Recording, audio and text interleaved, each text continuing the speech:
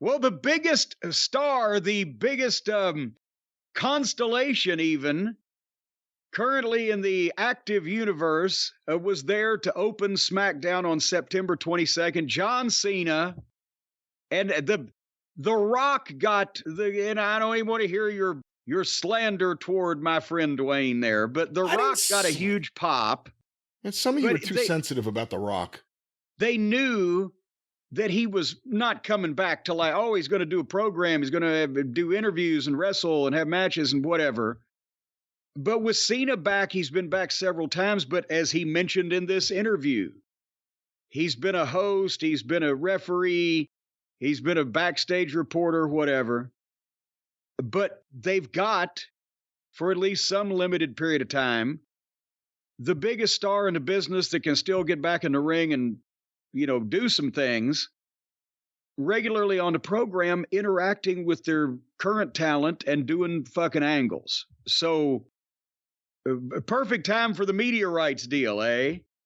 Anyway, as they showed the deal last week where Solo had super kicked Cena and AJ Styles had helped with the save and Solo pulled Jimmy out. And the deal is that obviously Jimmy is, and now he's just decided he's back in the bloodline, and they haven't really said he is, but he's acting like he is, and he's acting like he runs the place, and Heyman's giving him the fucking side eye, and so we got all this shit going on.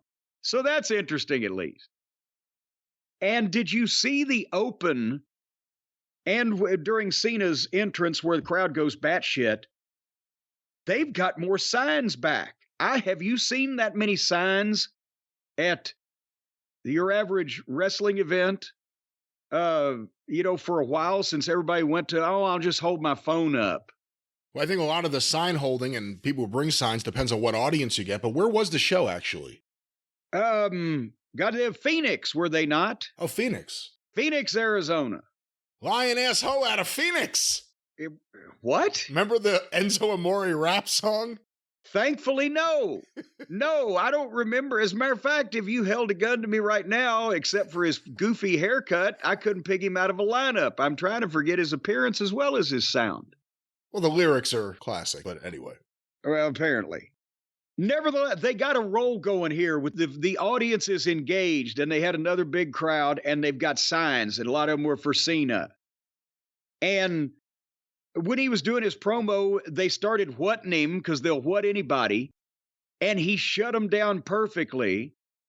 And then they started doing it again when he was doing something else that it was kind of working for what he was doing. But then when he gave the punchline, they couldn't what it because they had to pop because he phrases things perfectly and he doesn't leave them the openings and the lags to, do shit like that unless it's working with him. And he basically worked the people into begging and cheering for him to agree to have a match that he suggested to begin with, which was brilliant. And as luck would have it, he's found a partner to go against the bloodline, and it's AJ Styles. So before we go to the rest of this piece, what did you think of Cena's verbal dissertation here? I mean, he's perfect as Cena. Until he takes the hat off, for the most part, he looks exactly the way he always has. Once he takes the hat off, you see that he's a little older. I mean, then it hits you and you look at his face and he's older, but he pulls it off still, which is amazing considering, what a ridiculous wardrobe he's always worn. I like them beginning the show with hot stuff. And if Cena's out there, you're going to think something's going to happen. So I thought it was all right.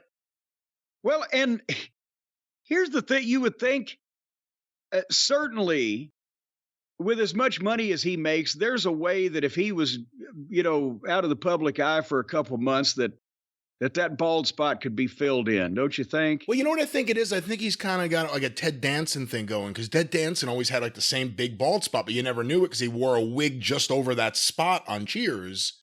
And I think because Cena does so much acting now, he grows out the rest of the hair around it longer than he would normally.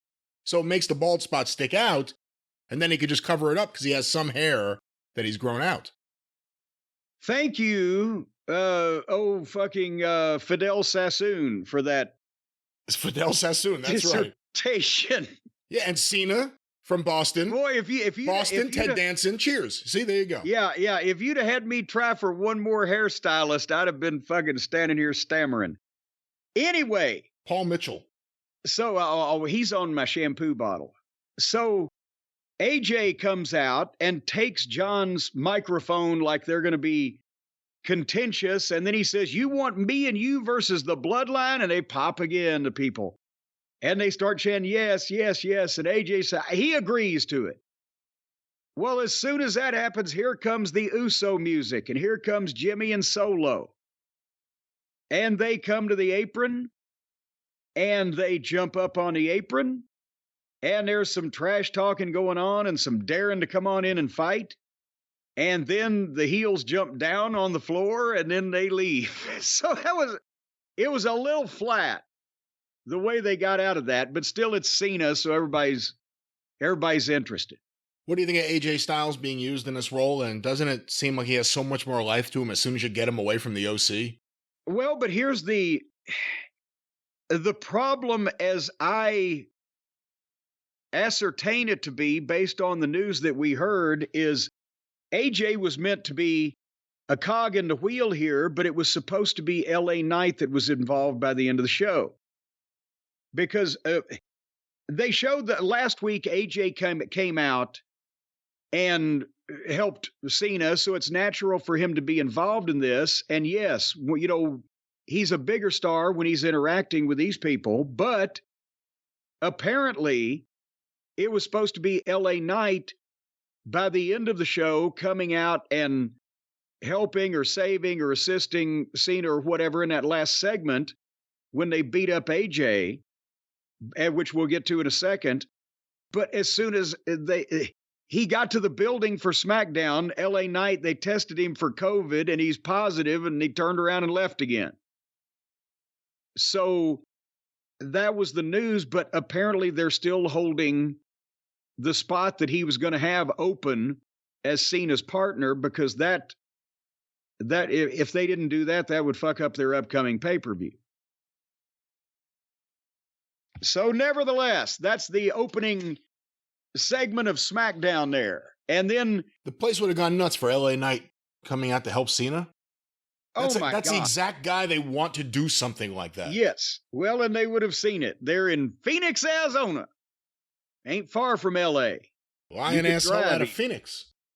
That's what I've heard. That's how those people are out there. But in the back of the building, Cena and AJ were in the back immediately after this segment begging Adam Pearce for a tag match. And, of course, he said, well, I got to go find Heyman and blah, blah, blah.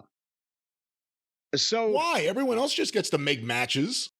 Well, because Heyman's there. He's an actual physical person that they can use to deal with rather than Pearce just either making a match or calling somebody on the phone. Why didn't Cena just use WWE Superstar power while in the ring and when the other two guys came out and say, I officially make this a tag match like everyone else does? You know what? He probably did. Were they able to do that when he was here full time? Maybe he doesn't know that they've instituted that rule.